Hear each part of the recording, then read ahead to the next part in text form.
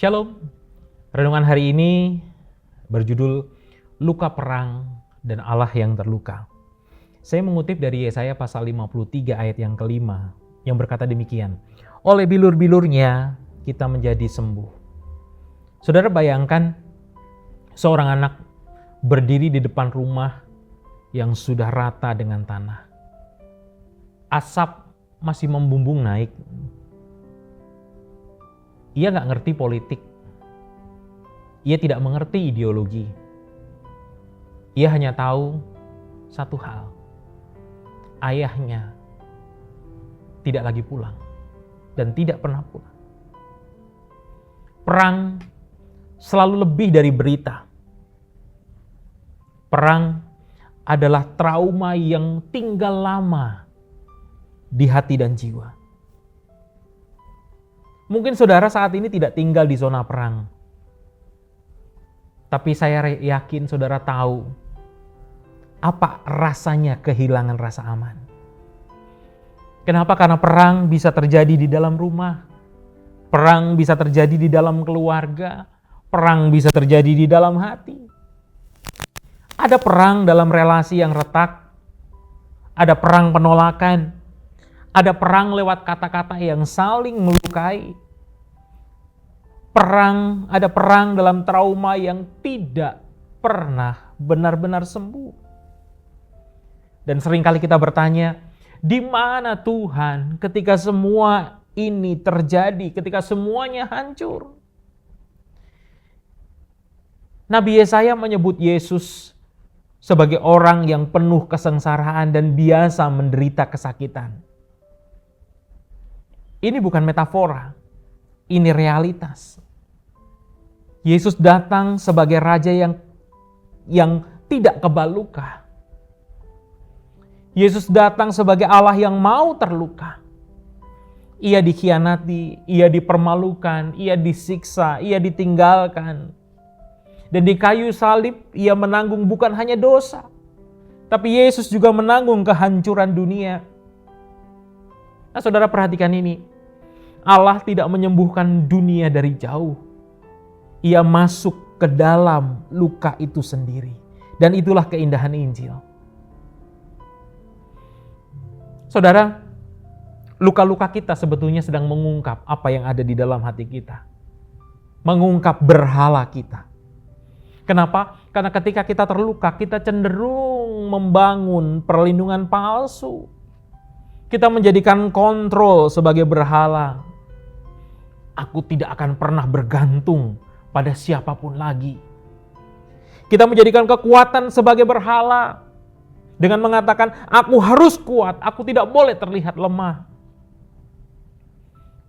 Kita menjadikan keamanan sebagai berhala. Aku butuh jaminan supaya nggak pernah sakit lagi. Padahal berhala-berhala ini tidak pernah benar-benar melindungi kita. Berhala-berhala ini justru membuat hati kita semakin keras. Legalisme malah justru berseru kepada kita, kamu harus kuat, kamu harus sembuh sendiri, kamu bisa. Atau antinomianisme yang berseru kepada kita, luka-lukamu itu alasan untuk hidup sesuka hatimu. Hiduplah sesuka hatimu karena engkau sudah dilukai sedemikian rupa. Nah, keduanya menjauhkan kita dari salib. Di ayat yang kita baca tadi, Yesaya 53 ayat 5, dikatakan bahwa oleh bilur-bilurnya kita menjadi sembuh. Sembuh di sini bukan berarti semua trauma hilang seketika. Sembuh di sini berarti luka kita tidak lagi menentukan identitas kita.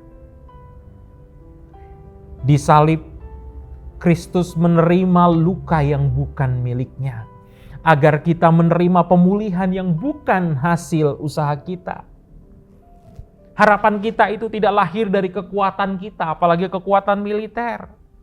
Harapan itu tidak lahir dari kekuatan mental semata, tapi harapan lahir dari bilur Yesus.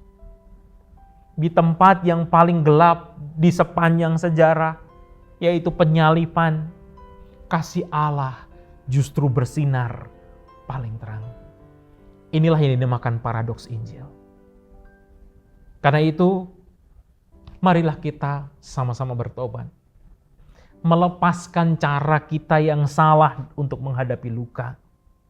Karena pertobatan itu bukan hanya berhenti berbuat dosa. Pertobatan berarti berhenti mempercayai bahwa kita bisa menyelamatkan diri kita sendiri dari luka. Mari kita berhenti menyembunyikan luka.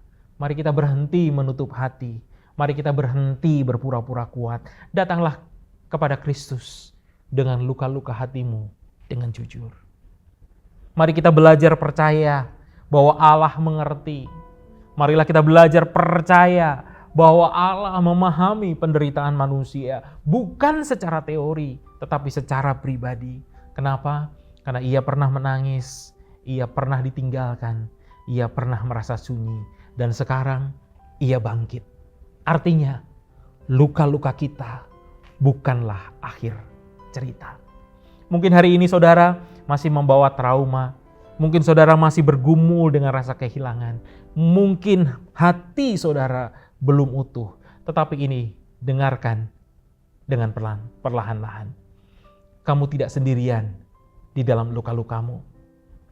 Kristus telah ada di sana lebih dahulu. Dan di dalam Dia bahkan luka terdalam pun bisa menjadi tempat perjumpaan dengan kasih yang tidak pernah meninggalkanmu. Tuhan memberkati.